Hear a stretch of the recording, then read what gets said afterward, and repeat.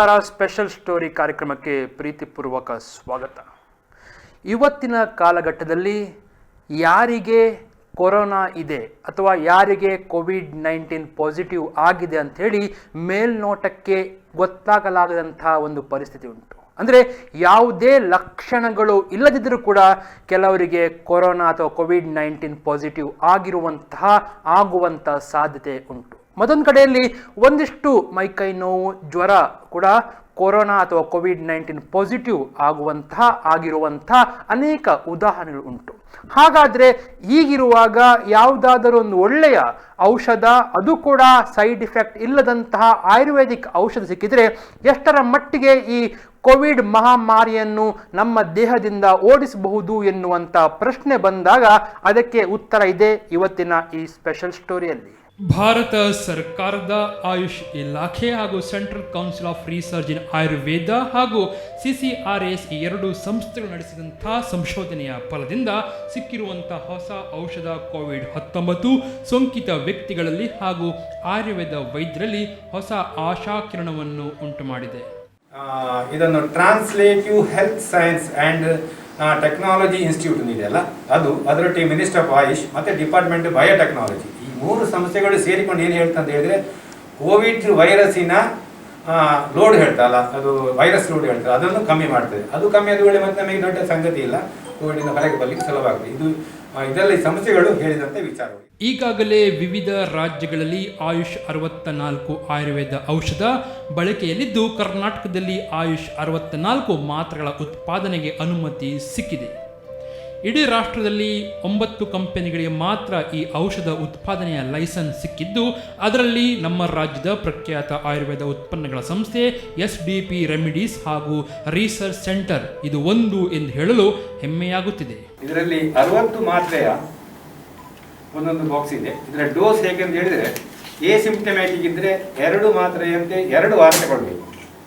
Symptom ಇರುವಂತಹ Covid ರೋಗಿಗಳಿದ್ರೆ ಅವರು 2 ಮಾತ್ರೆ ಬೆಳಿಗ್ಗೆ, 2 ಮಾತ್ರೆ ಮಧ್ಯಾಹ್ನ, 2 ಮಾತ್ರೆ ರಾತ್ರಿ, ಹಾಗೆ ಊಟದ 1 ಗಂಟೆ ನಂತರ 1 ಗ್ಲಾಸ್ ಬಿಸಿ ನೀರಲ್ಲಿ ಕುಡಿಬೇಕು. ಇದು ಇನ್ಸ್ಟ್ರಕ್ಷನ್ ತಗೊಳ್ಳೋದು ಹೇಗೆ ಅಂತ ಹೇಳಿದ್ರೆ, ಅದ ಕಾರಣ ಯಾರಿಗಾದರೂ ಕೋವಿಡ್ ಪಾಸಿಟಿವ್ ಕಂಡಾಗಲೇ ಯಾರು ಹೆಚ್ಚು ಯೋಚನೆ ಮಾಡದೆ ಈ ಔಷಧ ಪ್ರಾರಂಭಿಸಬಹುದು.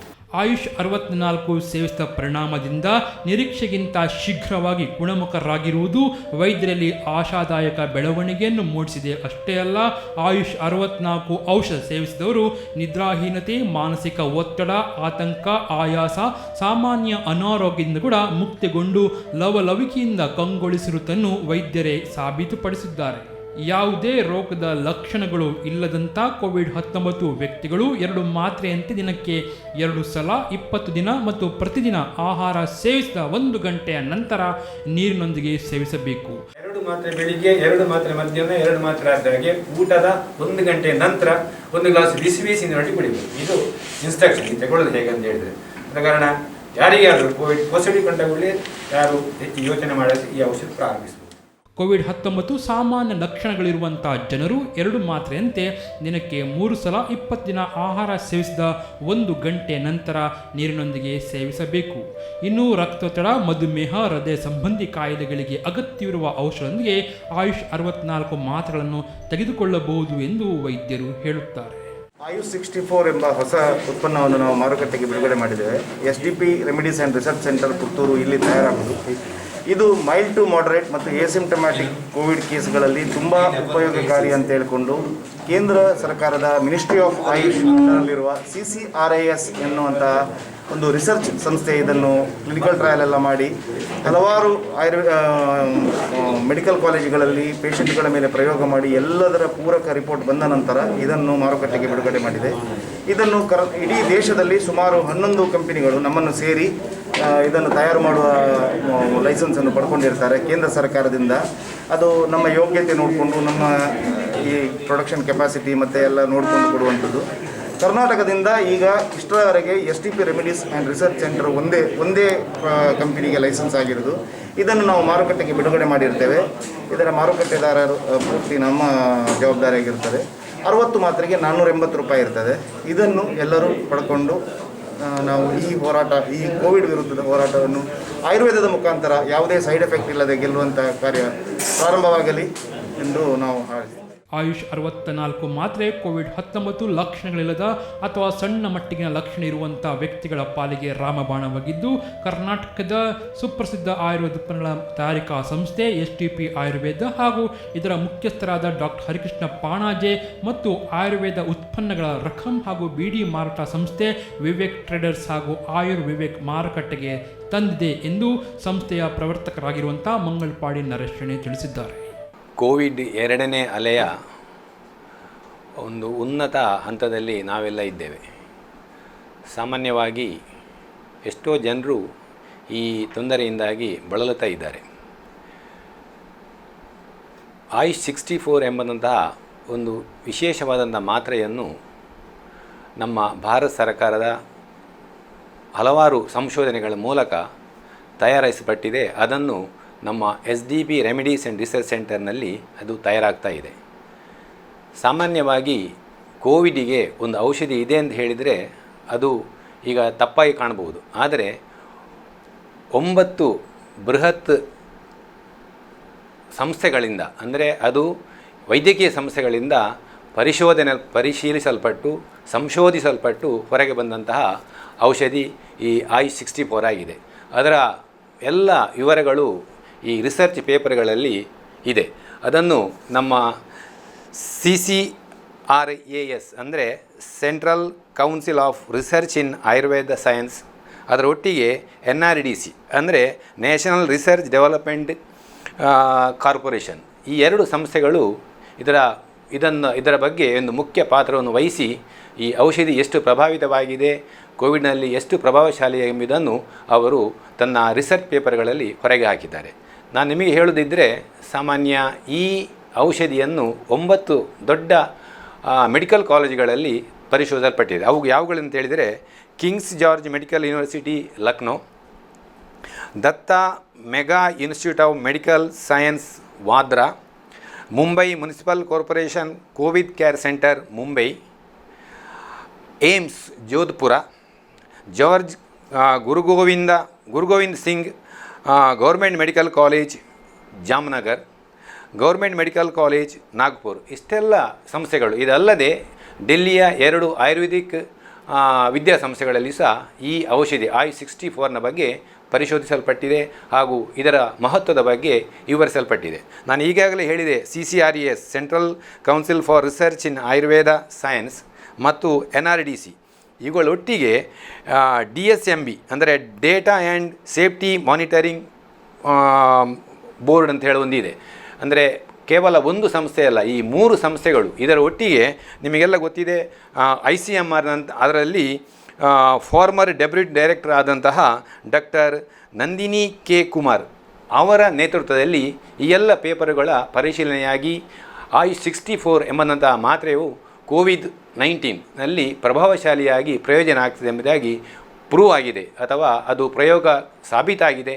ಅದನ್ನು ನಾನು ನಿಮ್ಮ ಮುಂದೆ ಹೇಳಲಿಕ್ಕೆ ಭಾಳಷ್ಟು ಇಷ್ಟಪಡ್ತೇನೆ.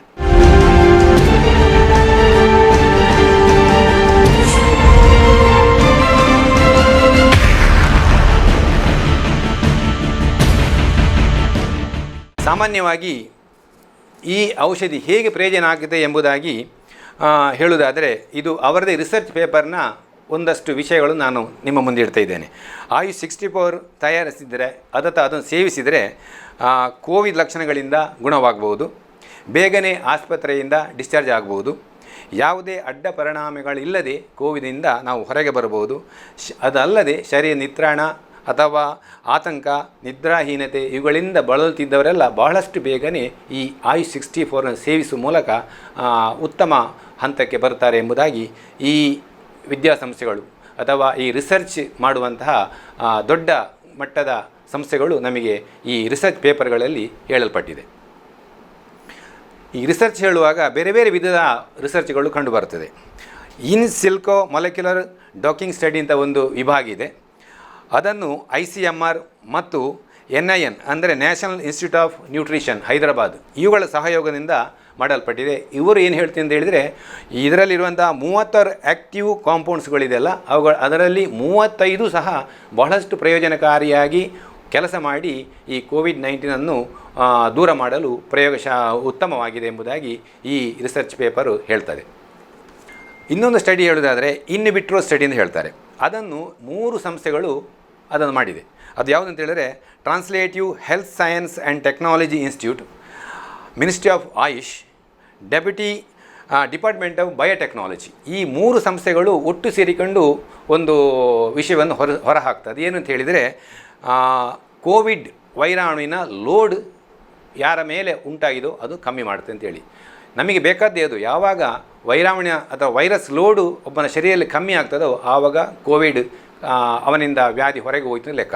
ಈ 3 ಸಂಸ್ಥೆಗಳು ಈ ವಿಚಾರವನ್ನು ಹೊರಗೆ ಆಗ್ತದೆ. ಆದ ಕಾರಣ ICE-64 ಎಂಬುದು ಖಂಡಿತವಾಗಿಯೂ ಕೋವಿಡ್ನಲ್ಲಿ ಪ್ರಯೋಜನಕಾರಿಯಾಗಿದೆ. ಅದು ಅವರೊಂದು ಹೇಳ್ತಾರೆ, ಈ ಕೋವಿಡ್ ಯಾವ ಹಂತ ಅಂತ ಹೇಳಿದರೆ ಸಿಂಪ್ಟಮ್ಯಾಟಿಕ್ ಅಥವಾ ಯಾವುದೋ ಸಾಮಾನ್ಯ ಲಕ್ಷಣ ಇರುವಂತಹ ಕೋವಿಡ್, ಈಗ ಶೀತ ಜ್ವರ ಮತ್ತು ಕೋವಿಡ್ ಟೆಸ್ಟಲ್ಲಿ ಪಾಸಿಟಿವ್ ಕಂಡಂತಹ ಯಾರಿದ್ದಾರೋ ಅವರಿಗೆ ಈ ಔಷಧಿಯನ್ನು ಕೊಡಬೇಕು. ಕೆಲವೊಮ್ಮೆ ಎಸಿಂಪ್ಟಮ್ಯಾಟಿಕ್ ಇರ್ತಾರೆ, ಅವರಿಗೂ ಸಹ ಈ ಔಷಧ ಕೊಡುವ ಮೂಲಕ ಗುಣ ಆಗ್ತದೆ. ಆದರೆ ಈ ಔಷಧಿ ಕೊಡಬೇಕಾದರೆ ಸಾಮಾನ್ಯ 7 ದಿನದ ಒಳಗೆ ಅವನಿಗೆ ಗೊತ್ತಾಗಿ ಅವನಿಗೆ ಡಯಾಗ್ನೋಸ್ ಆಗಿ ಕೋವಿಡ್ ಇದೆ ಎಂಬುದೇ ಗೊತ್ತಾದ 7 ದಿನದ ನಂತರ ಈ ಔಷಧ ಪ್ರಯೋಗ ಮಾಡಬೇಕು. ನಂತರದ ಒಂದು 14 ದಿನದೊಳಗೆ ಈ ವ್ಯಕ್ತಿಯು ಈ ಕೋವಿಡ್ ಕಾಯಿಲೆಯಿಂದ ಹೊರಗೆ ಬರಲಿಕ್ಕೆ ಸಾಧ್ಯವಾಗ್ತದೆ. ಆಯುಷ್ ಮತ್ತು CSIR ಅಂತ ಹೇಳಿದರೆ Council of Scientific and Industrial Research ಅಂತ ಒಂದು ಸಂಸ್ಥೆ ಇದೆ. ಇವುಗಳ ಎರಡೂ ಸೇರಿಕೊಂಡು ಒಂದು ರಿಸರ್ಚನ್ನು ಹೊರಗೆ ಹಾಕ್ತದೆ ಈ ICE-64ನ ಬಗ್ಗೆ. ಅದು ಏನಂತ ಹೇಳಿದರೆ ಈ ಔಷಧಿಯಿಂದ ಯಾವುದೇ ಅಡ್ಡ ಪರಿಣಾಮಗಳಿಲ್ಲ. ಈ ಔಷಧಿಯನ್ನು ಕೋವಿಡ್ ರೋಗಿಗಳಿಗೆ ಕೊಟ್ಟರೆ ಇದರಿಂದ ಯಾವುದೇ ಅಡ್ಡ ಪರಿಣಾಮಗಳಿಲ್ಲ, ರೋಗ ಬೇಗನೆ ಗುಣವಾಗ್ತದೆ. ಇದನ್ನು ಬೇರೆ ಔಷಧಿ ಪದ್ಧತಿಯೊಂದಿಗೆ ಕಂಪೇರ್ ಮಾಡಿ ಅವರು ಹೇಳಿದರು, ಬೇಗನೆ ಗುಣ ಆಗ್ತದೆ, 1 ವಾರದೊಳಗೆ ಗುಣವಾಗುವುದು ಅಂತೇಳಿ ಸಹ ಇದರಲ್ಲಿ ಹೇಳಲ್ಪಟ್ಟಿದೆ. RT-PCR ನೆಗೆಟಿವ್ ಆಗಿ ಬಹಳ ಬೇಗ ಅಂದರೆ 1 ವಾರದೊಳಗೆ ನೆಗೆಟಿವ್ ಆಗಿ ಕಂಡುಬರುತ್ತೆ ಎಂಬುದಾಗಿ ಇವರ ರಿಸರ್ಚ್ ಪೇಪರ್ ಹೇಳ್ತದೆ. ಇನ್ನೊಂದು ಸ್ಟಡಿ ರ್ಯಾಂಡಮೈಸ್ಡ್ ಕಂಟ್ರೋಲ್ ಟ್ರಯಲ್ ಅಂತ ಇದೆ. ಈ ಬೇರೆ ಬೇರೆ ವಿಭಾಗದ ಟ್ರಯಲ್ಗಳು ಆಗ್ತಾ ಇರುತ್ತೆ. ಅದರಲ್ಲಿ ರ್ಯಾಂಡಮೈಸ್ ಕಂಟ್ರೋಲ್ ಟ್ರಯಲಲ್ಲಿ ಇದನ್ನು ಗೌರ್ಮೆಂಟ್ ಮೆಡಿಕಲ್ ಕಾಲೇಜ್ ನಾಗ್ಪುರ್ ಏನು ಹೇಳ್ತಂತ ಅಂತ ಹೇಳಿದರೆ ಇನ್ಫ್ಲಮೇಷನ್, ಸಾಮಾನ್ಯವಾಗಿ ಈ ಕೋವಿಡಲ್ಲಿ ಲಂಗ್ಸಿನಲ್ಲಿ ಊತ ಉಂಟಾಗೋದು ಹೇಳಿ ಇನ್ಫ್ಲಮೇಷನ್ ಆಗ್ತದೆ, ಅದುವೇ ಒಬ್ಬ ರೋಗಿಯ ಮರಣಕ್ಕೆ ಕಾರಣ ಆಗ್ತದೆ. ಆ ಇನ್ಫ್ಲಮೇಷನನ್ನು ಈ ICE-64 ಕಮ್ಮಿ ಮಾಡ್ತದೆ ಅಂತ ಹೇಳ್ತದೆ. SDA ಮೆಡಿಕಲ್ ಕಾಲೇಜ್ ಚಂಡೀಗಢ್ ಇವರ ಒಂದು ರಿಸರ್ಚ್ ಏನು ಹೇಳ್ತದೆ ಅಂದರೆ HRCT ಅಂದರೆ ಎಕ್ಸ್ರೇ ಚೆಸ್ಟಿನ CT ಸ್ಕ್ಯಾನ್ ಮಾಡಿದಾಗ ಒಂದು ವಿಶೇಷವಾದಂತಹ ಗೋಚರ ಈ ಕೋವಿಡ್ನಲ್ಲಿ ಗೊತ್ತಾಗ್ತದೆ. ಏನಂತ ಹೇಳಿದರೆ ಗ್ರೌಂಡ್ ಗ್ಲಾಸ್ ಹೇಸಿನೆಸ್ ಅಂತ ಹೇಳ್ತಾರೆ. ಇದು ವಿಶೇಷವಾಗಿ ಕೋವಿಡ್ ಪೀಡಿತ ರೋಗಿಗಳಲ್ಲಿ CT ಸ್ಕ್ಯಾನಲ್ಲಿ ಕಂಡುಬರುವಂಥ ಇದರಿಂದ ಏನು ತೊಂದರೆ ಆಗಿದೋ ಅದರಿಂದ ಹೊರಗೆ ಬರಲಿಕ್ಕೆ ICE-64 ಪ್ರಯೋಜನ ಆಗ್ತದೆ ಮತ್ತು ಅದರ ಏನು ತೊಂದರೆ ಆಗಿದೆ ಲಂಗ್ಸಲ್ಲಿ ಅದನ್ನು ICE-64 ಕಡಿಮೆ ಮಾಡುತ್ತೆ ಎಂಬುದಾಗಿ ಈ ವಿದ್ಯಾಸಂಸ್ಥೆ ಹೇಳ್ತದೆ. ಅದಲ್ಲದೆ ಏಮ್ಸ್ ಜೋಧ್ಪುರದ ಅವರು ಏನು ಹೇಳ್ತಾರೆ ಅಂತ ಹೇಳಿದರೆ 5ನೇ ದಿನ RT-PCR ICE-64 ಕೊಟ್ಟರೆ ಕಮ್ಮಿ ಕಂಡು ಬರುತ್ತೆ ಅಂತ ಹೇಳ್ತಾರೆ. ICE-64 ಕೋವಿಡ್ ರೋಗಿ ಕೊಟ್ಟರೆ 5ನೇ ದಿನದಿಂದ ಕೋವಿಡ್ ನೆಗೆಟಿವ್ ಆಗಿ ಕಂಡು ಬರುತ್ತೆ ಎಂಬುದಾಗಿ ಏಮ್ಸ್ ಜೋಧ್ಪುರದವರು ಹೇಳ್ತಾರೆ. ಅಲ್ಲದೆ ಈ ಸ್ಟಡಿಯಿಂದ ಇನ್ನೂರು ಕಂಡುಕೊಂಡು ಅಂತ ಹೇಳಿದರೆ ಈ ICE-64 ಕೊಟ್ಟಂಥ ರೋಗಿಗಳಿಗೆ ಯಾರಿಗೂ ಸಹ ತೀವ್ರ ನಿಗಾ ವಿಭಾಗಕ್ಕೆ ಹೋಗಲಿ ಬರಲಿಲ್ಲ. ಅಲ್ಲದೆ ವೆಂಟಿಲೇಟರ್ಗಳನ್ನು ಉಪಯೋಗಿಸಲಿಕ್ಕೆ ಅಗತ್ಯ ಬರಲಿಲ್ಲ ಎಂಬುದಾಗಿ ಅವರು ಸ್ಟಡಿ ಮಾಡಿದ ಪೇಷಂಟ್ಗಳ ಬಗ್ಗೆ ಅವರು ಉಲ್ಲೇಖ ಮಾಡ್ತಾರೆ. ಇದಲ್ಲದೆ ಡೆಲ್ಲಿಯ ಆಯುರ್ವೇದ 2 ದೊಡ್ಡ ಸಂಸ್ಥೆಗಳು ಹೇಳ್ತಾರೆ, ಇಲ್ಲಿ ಕೇವಲ ICE-64 ಮಾತ್ರ ಕೊಟ್ಟಿರುತ್ತೆ ರೋಗಿಗಳಿಗೆ. ಅವರು ಸಹ ಈ ಮೈಲ್ಡ್ ಟು ಮಾಡರೇಟ್ ಕೋವಿಡ್ ಲಕ್ಷಣ ಇರುವಂಥ ಕೋವಿಡ್ ರೋಗಿಗಳಿಗೆ ಕೊಟ್ಟರೆ ಬಹಳಷ್ಟು ಬೇಗನೆ ಅಂದರೆ 1 ವಾರದೊಳಗೆ ಅವರು ಈ ಕೋವಿಡ್ ನೆಗೆಟಿವ್ ಆಗಿ ಬಂದಿದ್ದಾರೆ ಎಂಬುದಾಗಿ ಅವರ ಸಂಶೋಧನೆ ಹೇಳ್ತಾರೆ. ಅಲ್ಲದೆ 14 ದಿನವರೆಗೆ ಔಷಧ ಮುಂದುವರಿಸಿ ಆ ರೋಗಿಯು ಬಹಳ ಗುಣವಾಗಿ ಯಾವುದೇ ತೊಂದರೆಗಳಿಲ್ಲದೆ ಹೊರಗೆ ಈ ಕೋವಿಡ್ ರೋಗದಿಂದ ಹೊರಗೆ ಬರ್ತಾರೆ ಎಂಬುದಾಗಿ ಅವರ ಸಂಶೋಧನೆ ಹೇಳ್ತದೆ. ವಿಶೇಷವಾಗಿ ಹೇಳಿದರೆ ಈ ಎಲ್ಲ ನಾವು ನೋಡ್ತೇವೆ ಔಷಧಿಗಳಿಂದ ಯಾವುದೇ ಅಡ್ಡ ಪರಿಣಾಮಗಳಿಲ್ಲ, ಯಾವುದೇ ಆರ್ಗನ್ಸ್ ಹೇಳ್ತಾರೆ ಬೇರೆ ಬೇರೆ, ಈಗ ಹೃದಯ ಆಗಲಿ ಕಿಡ್ನಿ ಆಗಲಿ ಲಂಗ್ಸ್ ಆಗಲಿ ದೊಡ್ಡ ಆರ್ಗನ್ಗಳಿಗೆ ಯಾವುದೇ ತೊಂದರೆ ಆಗದೆ ಈ ಔಷಧ ಪ್ರಯೋಗದಿಂದ ರೋಗಿ ಹೊರಗೆ ಬರ್ತಾರೆ ಅಂತ ಹೇಳ್ತಾರೆ.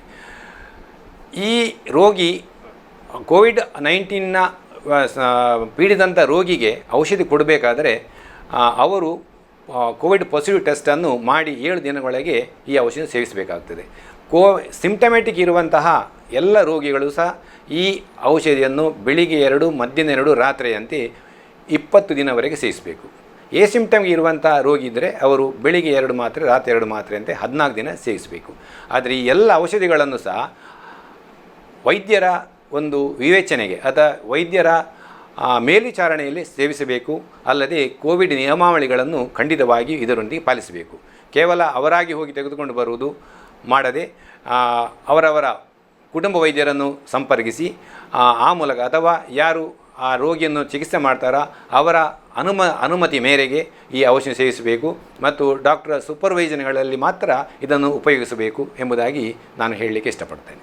ಈ ಔಷಧಿಯಲ್ಲಿ ಮುಖ್ಯವಾಗಿ 4 ವಿಶೇಷ ದ್ರವ್ಯಗಳಿದೆ. ಒಂದು ಸಪ್ತಚದ ಹೇಳ್ತಾರೆ, ಸಪ್ತಪರ್ಣ ಅದರ ಕೆತ್ತೆ. ಇನ್ನೊಂದು ಕಿರಾತ, ಸೊರಟಿಯ ಚಿರಾತ ಅಂತ ಹೇಳ್ತಾರೆ, ಇದು ಇಡೀ ಪ್ಲ್ಯಾಂಟನ್ನು ಉಪಯೋಗ ಮಾಡೋದು. 3ನೆಯ ದ್ರವ್ಯ ಅಂತ ಹೇಳಿದರೆ